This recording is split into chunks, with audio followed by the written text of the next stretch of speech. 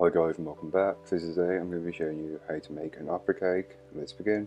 Before you get started on the recipe, you'll want to do some prep, so grab yourself an 8-inch cake tin and line it with parchment paper. You'll be using this tin 4 times over, so you'll need to get 4 times the amount of parchment and set it aside.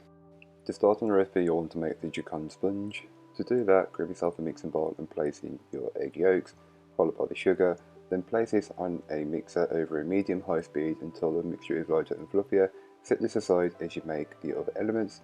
Next you will want to make a meringue, so into a clean mixing bowl add in your egg whites and whisk until they reach a frothy consistency.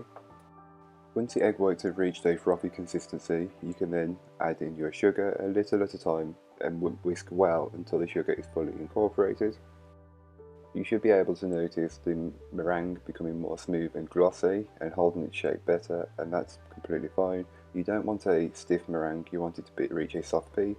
And once you've done that, you can set it aside, and here is the egg yolk and sugar mixture from earlier on.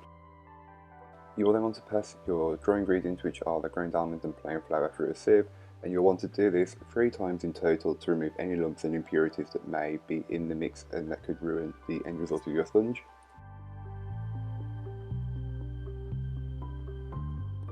Here is what the egg yolk and sugar mixture looked like from earlier on. It should be very pale and doubled in volume. You can then go ahead and add in around 1/3 of the meringue and just fold that in until it's fully incorporated, being careful not to remove too much of the air as you're mixing it in.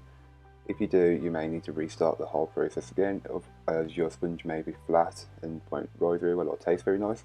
Repeat this for the remainder of your meringue until the meringue has been fully incorporated.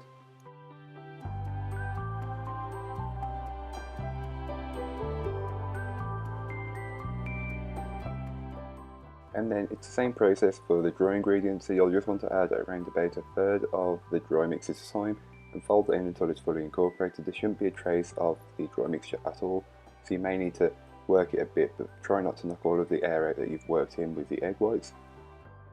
Then you'll just want to repeat the process with the remainder of your dry ingredients and do this until you have nothing left.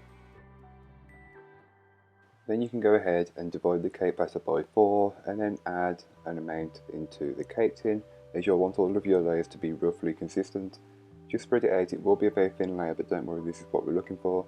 You'll then want to bake it off once you've got it spread out, and all of the baking times, temperatures and everything else you need will be in the blog post, which will be linked down below, so don't forget to check that out if you are making this.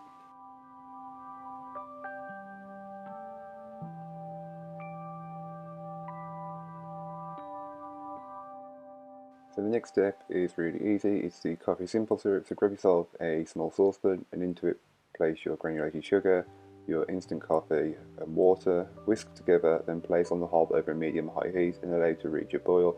Once it reaches a boil, remove from the heat and allow it to cook completely and store in the fridge until you need it.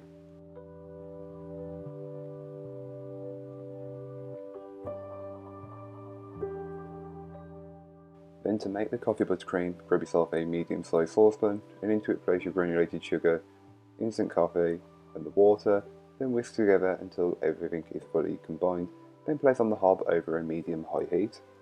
Then once you place it onto the hob, continue to whisk until it reaches 121 degrees Celsius, and once it reaches that, you can then remove it from the heat. While you wait for your mixture to come up to 121 degrees, grab yourself another mixing bowl, and into the mixing bowl place your egg yolks and whole egg and whisk until they are lighter and fluffier in colour and consistency.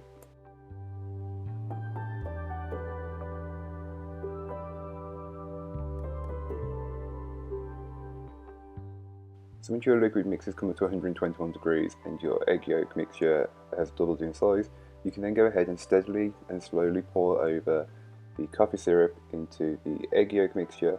You don't want to do this on a high speed, as if you get this mixture on your skin it will burn and it will blister, so be careful when doing this.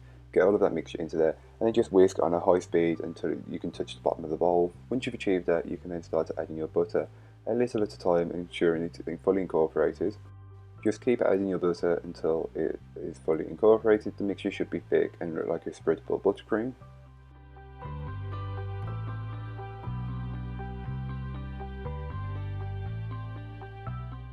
So here I am making the chocolate ganache, and I'm using the Cocoarunners 63% dark chocolate, as it works perfectly in this recipe.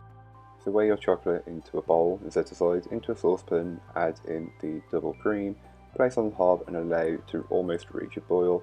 Once it almost reaches a boil, you can pour that over the chocolate and allow it to sit for a minute. Then it will emulsify. After a minute or so of sitting there, you can then start to stir it and it should melt and emulsify well. So just stir it and then you should have a smooth and glossy ganache.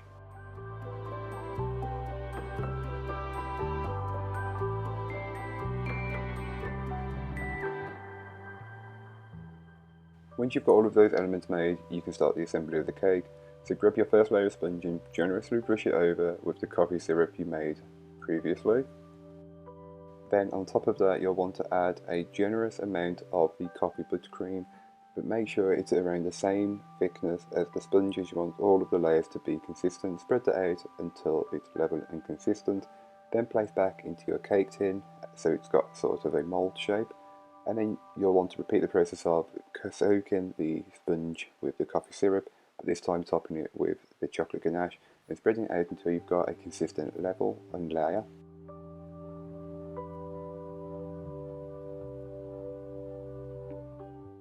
You can then go ahead and place this layer of cake on top of the other layer of cake which was topped with buttercream and just press down gently to secure it in place. Then repeat the process of soaking the sponge with the coffee syrup.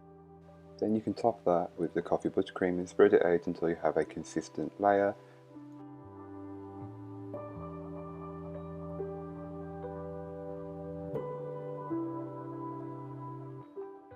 You'll then want to top the ganache layer of cake with this layer of cake and just press down gently. And to finish the cake off for now, grab your final layer of cake and generously brush over the coffee syrup and then place that coffee side on top of the cake so it's on the buttercream. As you can tell, my cake split a bit, but don't worry, place it into the fridge and allow it to firm up. So to make the glaze that goes on top of the cake, you'll want to grab your chocolate and place it aside. Into a saucepan, place your cream, glucose and coffee, and then place on the hob until it reaches almost a boil. Once you've achieved that, you can then add in the semi-melted chocolate and just whisk that all together until it's fully incorporated.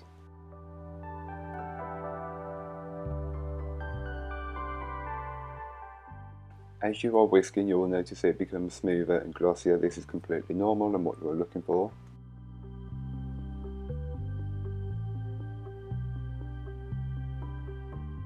So to finish the cake, you'll want to take it from the fridge so it's chilled, then pour over your glaze.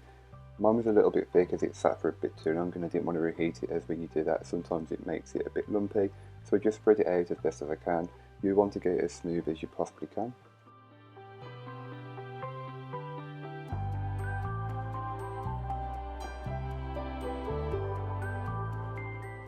Then once the glaze has had time to firm up in the fridge, you can remove it from the fridge and just trim the sides to remove the rough looking edges. And don't worry, I would recommend using a serrated knife over a normal knife. Then you can just go ahead and slice them up. I went with 8 portions, but feel free to cut these in half and have 16 mini portions, which is really up to you.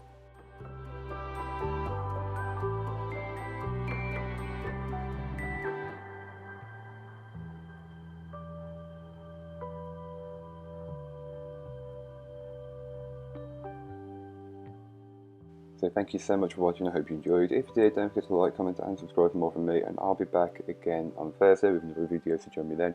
But in the meanwhile, don't forget to check out the description, there'll be a link to this recipe, a link to my blog, and links to all my social media, so don't forget to go and check me out over on them. But that's all for today, I hope you enjoyed. Bye guys.